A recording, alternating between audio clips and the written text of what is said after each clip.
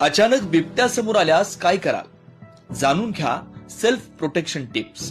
भारतासारख्या देशात बिबट्याचं अस्तित्व गावांमध्ये वाढत चाललंय. अनेकदा तो अचानक समोर आल्यानं माणूस घाबरतो आणि चुकीचा प्रतिसाद देतो.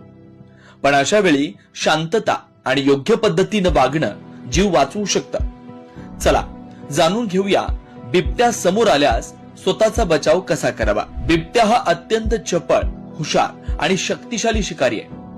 तो बहुधा मनुष्याला बघून स्वतः दूर जाण्याचा प्रयत्न करतो, पण काही वेळा अचानक समोर आल्यास घाबरून हल्ला करतो.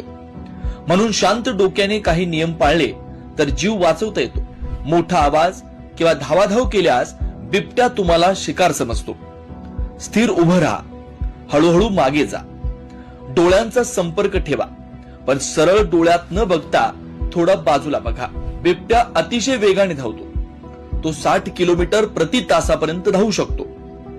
तुम्ही पळालात की तो शिकारी मोड मध्ये येतो. हळूहळू मागे सरकत सुरक्षित अंतर वाढवा. दोन्ही हात वर करा. अंगावर जॅकेट असेल तर पसरवा. आवाजात ठामपणा ठेवा. जोरात बोला, पण किंचाळू नका. समूहात असाल तर एकत्र राहा. वेगळे पडू नका. मुलं आणि पाळीव प्राणी पुढे ठेवू नका. बिबट्यांना लहान आकाराच्या हालचाली आकर्षित करतात. मुलं आणि प्राणी मागे घ्या. शांत ठेवा.